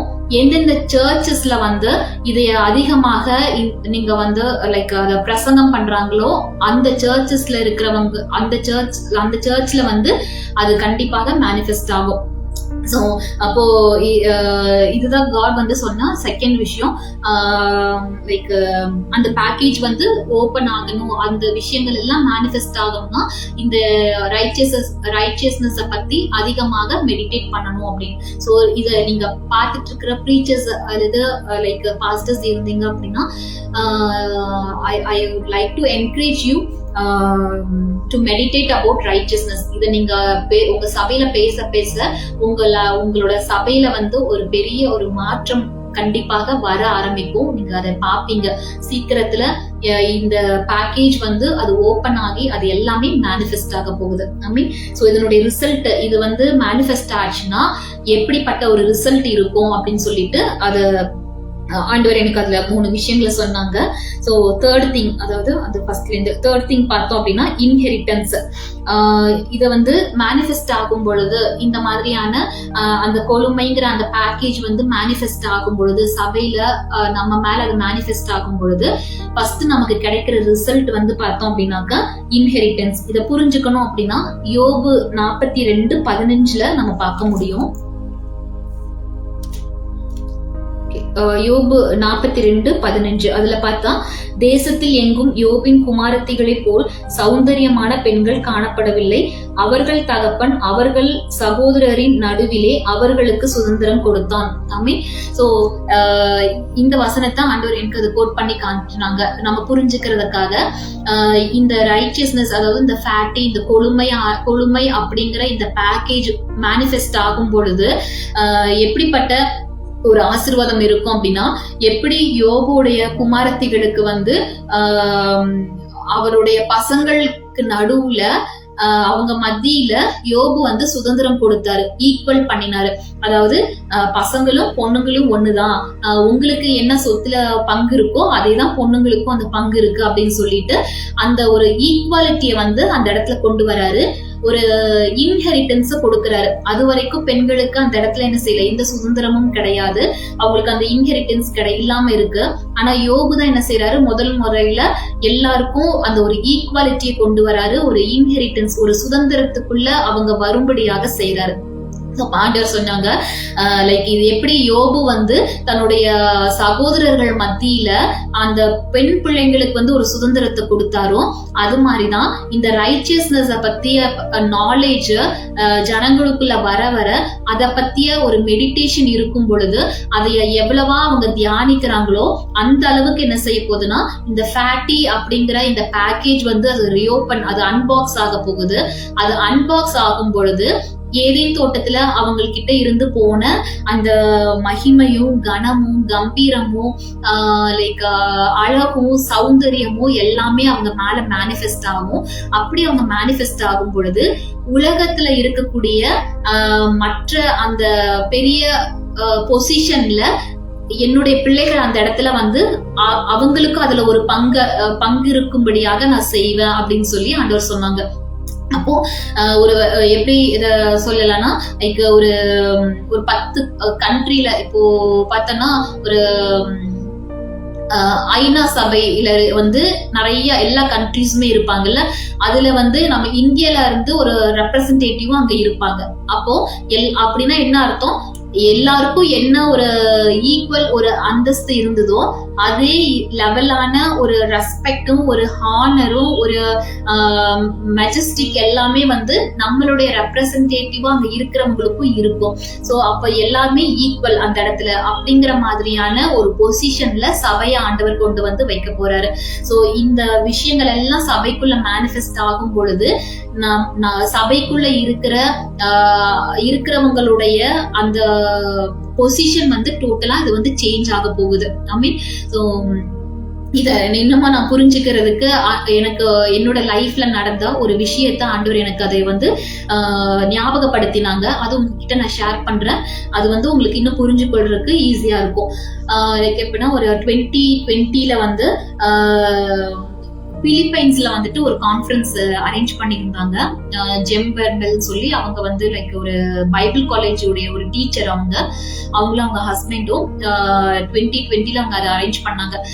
அப்போ வந்து என்னன்னா அதுக்கு வந்து லைக் ஒரு கிரீட்டிங்ஸ் கொடுக்கறதுக்காக ஒவ்வொரு கண்ட்ரியில இருந்தும் ஒரு ரெப்ரசன்டேட்டிவா வந்து அவங்க சூஸ் பண்ணி ஒரு கிரீட்டிங் வீடியோ மாதிரி பண்ணி அவங்க கொடுக்க சொன்னாங்க.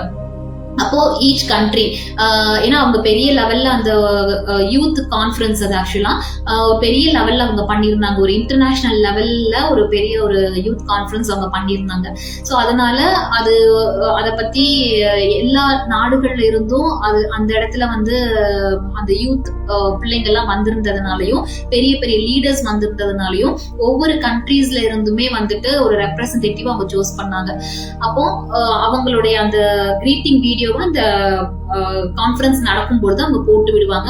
அந்த பிள்ளைங்களையும் அந்த ஊழியர்கள் எல்லாரையும் என்கரேஜ் பண்றதுக்காக. அப்போ வந்து அந்த ஒரு இந்தியால இருந்து ஒரு ரெப்ரசன்டேட்டிவா அவங்க என்னை சூஸ் பண்ணியிருந்தாங்க. அப்போ ஒரு ஷார்ட் வீடியோ கொடுக்க சொல்லியிருந்தாங்க.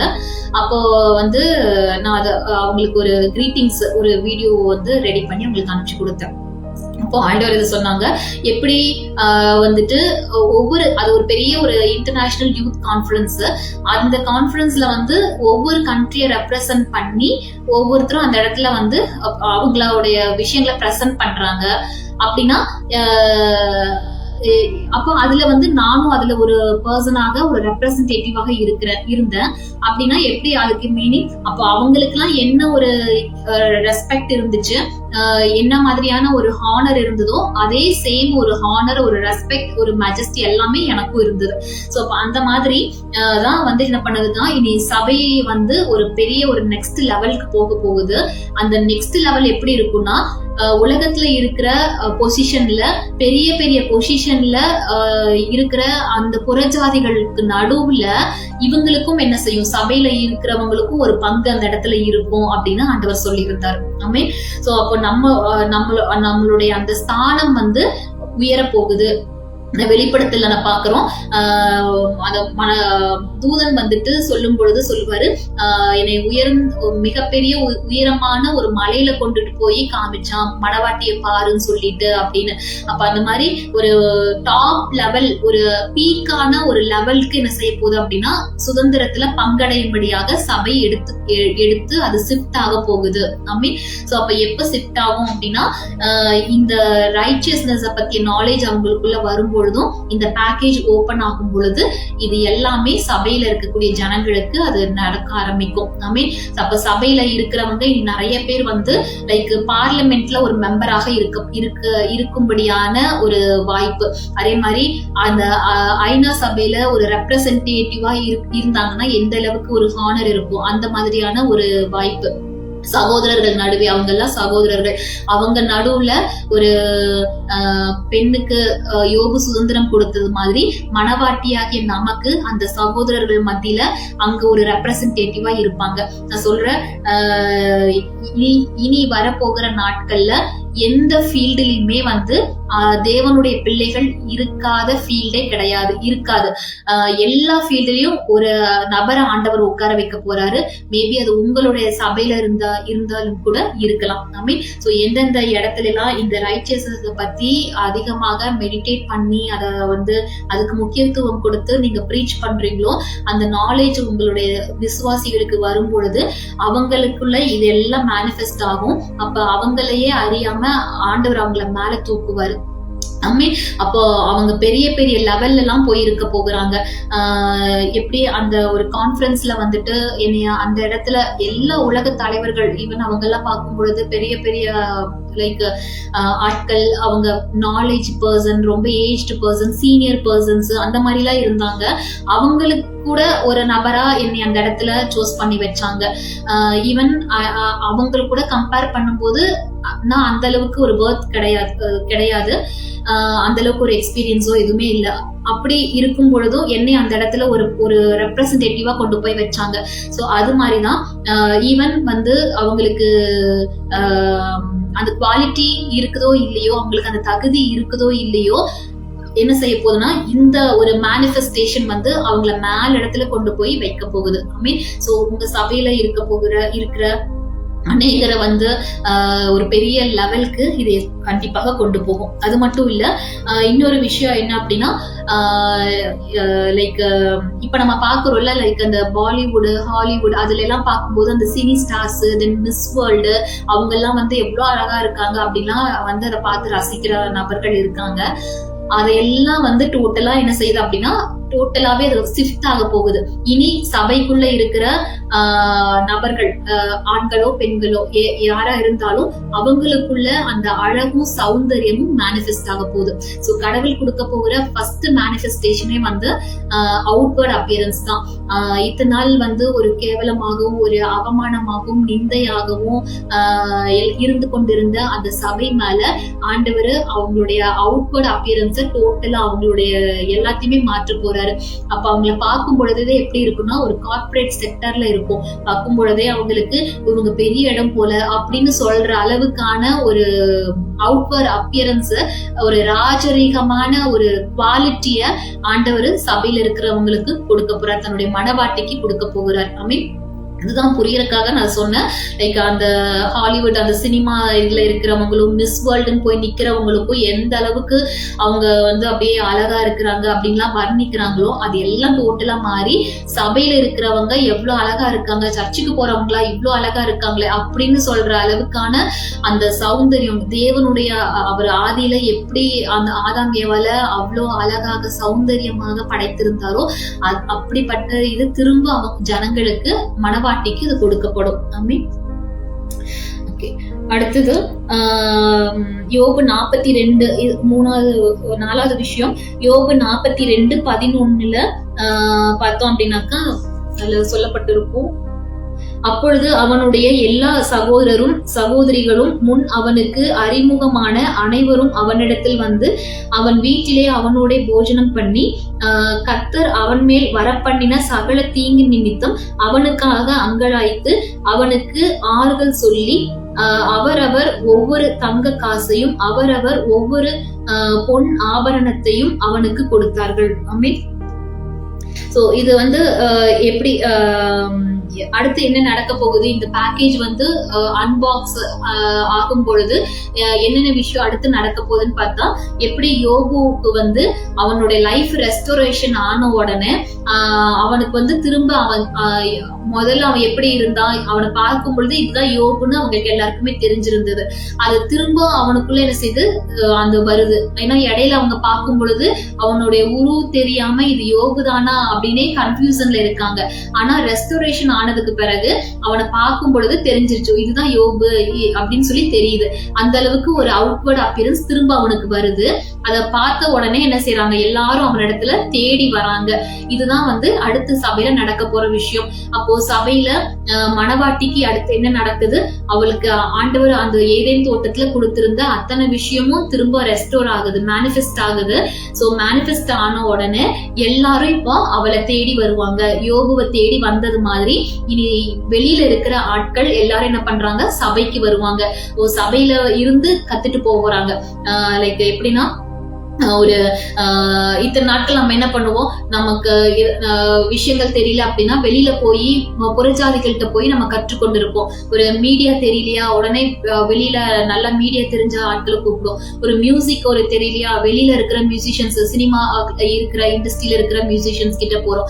ஒரு அது மாதிரி எல்லாமே வெளியே போயிட்டு இருந்தோம். ஆனா வர நாட்கள்ல எல்லாமே உள்ள மேனிஃபெஸ்ட் ஆக போகிறதுனால வெளியே இருக்கிறவங்க எல்லாம் உள்ள வர போறாங்க. வந்து இது எப்படி பண்ணணும், இந்த மீடியால இருக்கிற விஷயங்களை கற்றுக் கொடுங்க, இந்த அட்மினிஸ்ட்ரேஷன்ல இருக்கிற விஷயங்களை கற்றுக் கொடுங்க, இந்த மணி மேனேஜ்மெண்ட் எப்படி பண்ணணும் கற்றுக் கொடுங்க, லைக் இந்த பிசினஸ் எப்படி பண்ணணும் கற்றுக் கொடுங்க. அந்த மாதிரி எல்லாமே இனி வெளியே இருக்கிறவங்க உள்ள வந்து கற்றுக்கொள்ற அளவுக்கு நாலேஜ், அதனுடைய ஸ்கில்ஸ், இது எல்லாமே என்ன செய்ய போகுதுன்னா பெருக போகுது.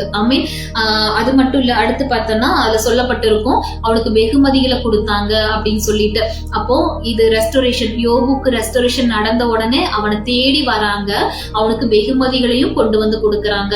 சோ அப்ப ஆண்டவர் சொன்னது இதுதான், இந்த ஃபேக்ட், இந்த கொழுமையானவை மேனிஃபெஸ்ட் ஆகும் பொழுது வெளியே இருக்கிற ராஜாக்களும் என்ன செய்வாங்க, நம்ம தேடி வருவாங்க. அதுதான் ஏசாயா 60 சொல்லப்பட்டிருக்கும். எல்லாரும் நம்மளை தேடி வருவாங்க, அதுக்கடுத்து நமக்கு ஆசீர்வாதங்களை கொண்டு வந்து கொடுப்பாங்க. அப்போ ஒரு 2-3 டேஸ் பேக்குன்னு நினைக்கிறேன். காலையில நான் எந்திரிச்ச உடனே நான் ஒரு விஷன் பார்த்தேன். அது என்னன்னா நிறைய லைக் ஒரு ஒரு கேமல், அந்த ஒட்டகம், அதுங்க வருது, நிறைய வருது. அதுக்கு மேல நிறைய ஏதோ ஒரு ட்ரெஷர், ஒரு பொக்கிஷம் மாதிரி ஏதோ ஒரு கிஃப்ட் மாதிரி வச்சு அது எல்லாமே எடுத்துட்டு வருது. எந்திரிச்ச உடனே எனக்கு அந்த விஷயம், அதை பார்த்துட்டு இருக்கும் பொழுதே எனக்கு அந்த வார்த்தைகள் வந்தது. லைக் ஆசீர்வாதங்கள் அணிவகுத்து வரும் அப்படின்னு சொல்லிட்டு 1 by 1 வரும், அதாவது அணிவகுத்து வரும் சொல்ற அந்த வார்த்தை எனக்கு கேட்டது. அப்ப இதை எழுதும் பொழுது ஆண்டவர் சொன்னாங்க, இப்படிதான் இனி என்ன பண்ண போகுது, ஆசீர்வாதங்கள் சபைக்குள்ள வெளியே இருக்கிறது எல்லாம் உள்ள அணிவகுத்து வரப்போகுது. they are going to march, எல்லாமே என்ன பண்ண போகுது, மார்ச் பண்ணி உள்ள வரப்போகுது அப்படின்னு சொல்லிட்டு. சோ எப்படி யோபுடைய ரெஸ்டரேஷன் நடந்த உடனே அவங்க எல்லாம் மார்ச் பண்ணி யோபுக்கு எல்லா வெகுமதிகளை கொடுக்கறாங்க. சோ அப்படி சபையில இப்போ அந்த ரெஸ்டரேஷன் மேனிஃபெஸ்ட் ஆகும் பொழுது எல்லாமே உள்ள வர போகுது. சோ அடுத்தது தானியல்ல இருந்து ஆண்டவர் ஒரு வார்த்தையை பேசினாங்க.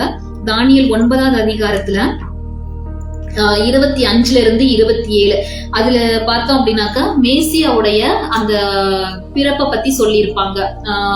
மேசியாவுடைய அந்த ரெஸ்டரேஷன், அதாவது எப்படி இயேசு மரிப்பாரு, மேசியா எப்படி மரிப்பாரு, திரும்ப அது எல்லாமே எப்படி ஜனங்களுக்கு அந்த எருசலேம் ரெஸ்டரேஷன் ஆகும் அப்படிங்கிற விஷயங்கள் எல்லாமே சொல்லியிருப்பாங்க. அதுல ஒரு வார்த்தையை மட்டும் ஆண்டவர் எனக்கு அதை ஹைலைட் பண்ணி காட்டினாங்க. 25 இருந்து 29 வரைக்கும் நீங்க வாசிச்சு பாருங்க. நான் 27 வாசிக்கிறேன். 25 to 27. 27ல அவர் ஒரு வாரம் அளவும் அநேகருக்கு உடன்படிக்கையை உறுதிப்படுத்தி அந்த வாரம் பாதி சென்ற போது பலியையும் காணிக்கையும் ஒழிய பண்ணுவார் அப்படின்னு சொல்லிட்டு இருக்கோம். அது கீழே இருக்கிறது நிறைய இருக்கு. ஓகே, அப்ப அதுல அநேகருக்கு உடன்படிக்கையை உறுதிப்படுத்தி அப்படிங்கிற வார்த்தைய ஆண்டவர் எனக்கு அதுல ஹைலைட் பண்ணாங்க. சோ அப்ப இந்த மேனிஃபெஸ்டேஷன்ல, இந்த ஃபேக்டி கொழுமை அப்படிங்கிற இந்த மேனிஃபெஸ்டேஷன்ல அடுத்து என்ன நடக்க போகுது அப்படின்னாக்கா, மேனிஃபெஸ்டேஷன் ஆன உடனே நிறைய பேருக்கு இந்த சிலுவையை பத்திய உபதேசங்களை ஆண்டவர் எல்லாமே செஞ்சு முடிச்சிட்டாரு அப்படிங்கிற இந்த நியூ கவர்னன்ட்னுடைய அந்த உபதேசத்தை நிறைய பேர் அதைய லைக் அதை பிரசங்கிக்க போகிறாங்க. நிறைய பேருக்கு அது சுவிசேஷமாக அது அறிவிக்கப்பட போகுது அப்படிங்கிற காரியத்தை சொன்னாங்க. ஏன்னா அதுல சொல்லப்பட்டிருக்கு, அநேகருக்கு உடன்படிக்கையை உறுதிப்படுத்தினார் அப்படின்னு சொல்லிட்டு. அப்போ இதுக்கு புரிந்து கொள்றதுக்கு ஆண்டவர் எனக்கு கொடுத்த அந்த ஒரு எக்ஸாம்பிள் எலியாவோட காலத்துல அவ ஏசபேலுக்கு பயந்து போயிருக்கான். அப்போ ஆண்டவர் சொல்றாரு, நீ மட்டும் இல்ல, உனக்கு நான் 7000 மற்ற தீர்க்கதரிசிகளையும் நான் வச்சிருக்கிறேன், மறைச்சு வச்சிருக்கேன்னு சொல்லிட்டு. அப்ப அந்த நேரத்துல அவ்வளவு நாள் எலியா நினைச்சிட்டு இருந்தா, நான் மட்டும்தான் இருக்கிறேன், இதெல்லாம் எதிர்த்து நின்னு கர்த்தர் தான் தெய்வம்னு சொல்றதுக்கு நான் மட்டும்தான் இருக்கேன், நான் தனியாளா இருக்கேன்னு சொல்லிட்டு. ஆனா ஆண்டவர் சொன்னாரு, இல்ல நீ தனியாள் கிடையாது, உனக்கு பின்னாடி பாரு 7000 பேரை நான் வச்சிருக்கேன்னு சொல்லி. அது மாதிரிதான் இந்த நாட்கள்ல ஒரு அந்த லைக் நிறைய பேருக்கு ஆண்டவர் என்ன செய்ய போறாருன்னா, நீ உன்னை நான் இதுக்காக தான் இந்த விஷயத்த, இந்த ஒரு காரியத்தை நீ சுவிசேஷமாக அல்லது இந்த காரியத்தை பிரசங்கிக்கிறதுக்காக தான் உன்னை நான் தெரிந்து கொண்டிருக்கேன் அப்படின்னு சொல்லிட்டு நிறைய பேருக்கு தன்னுடைய உடன்படிக்கையை உறுதிப்படுத்த போகிறாரு. அவங்களுக்கு கன்ஃபர்மேஷன் கொடுத்து அவங்களெல்லாம் வெளியே கொண்டு வர போகிறாரு. சோ அப்போ அந்த எலியா கிட்ட அவர் சொல்றாரு, இன்னும் மறைஞ்சிருந்தாங்க, இப்ப பாரு வெளியரங்கமாகறாங்கன்னு சொல்லிட்டு. அப்போ அவ்வளவு நாட்கள் மறைஞ்சிருந்தவங்க எல்லாம் வெளியே வர ஆரம்பிக்கிறாங்க. அப்ப அது மாதிரிதான் இந்த நாட்கள்ல ஆண்டவர் மறைஞ்சிருக்கிற நிறைய பேரை வெளியே கொண்டு வருவாரு. இதுக்காகவே அவங்களுக்கு ஆண்டவர் ஒரு ஸ்பெஷலான ஒரு உடன்படிக்கையை அவங்க கூட ஏற்படுத்தி இருக்கிறாரு. அது அவங்களுக்கே மேபி தெரியாம இருக்கலாம்.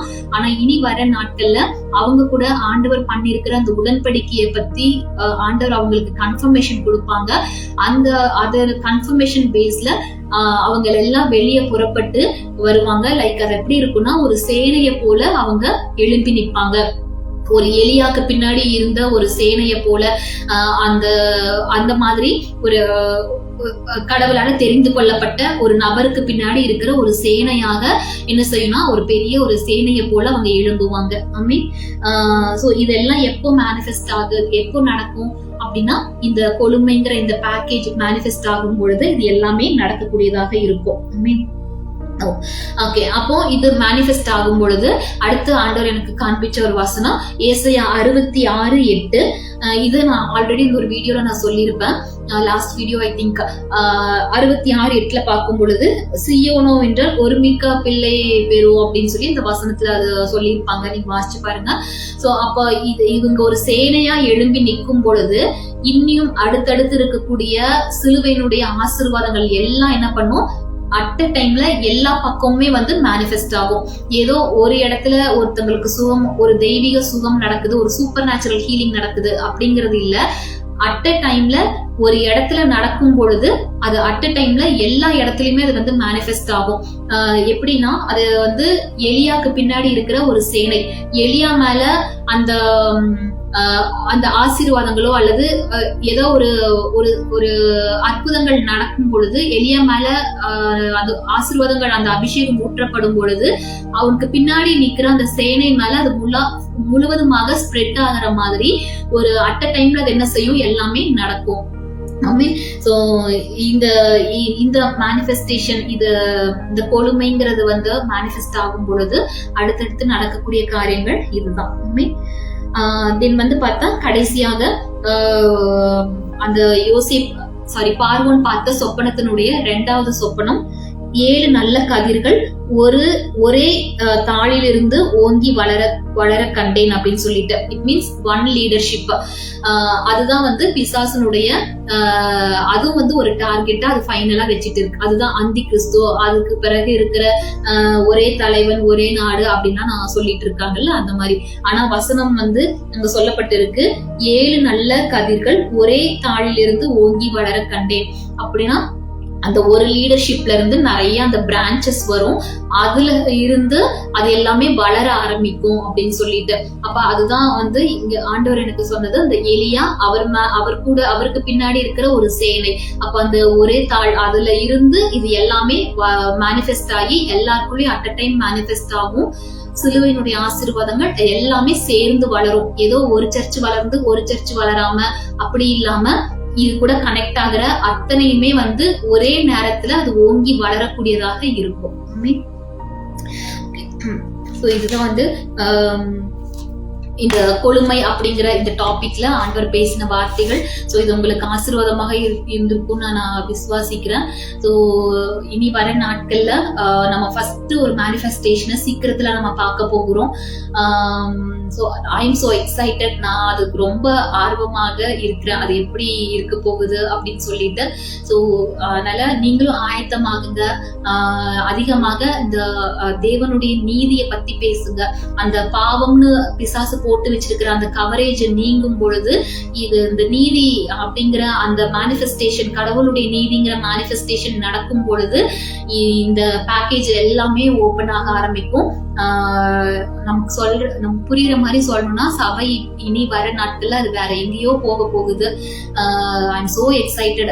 எனக்கு ஆண்டவர் இந்த காரியங்களை பத்தி பேசின பொழுது நான் ரொம்ப எக்ஸைட்டா இருக்கேன், அது எப்போ நான் பார்க்க போறேன் அப்படின்னு சொல்லிட்டு. சோ அது மாதிரி நீங்களும் அதுக்காக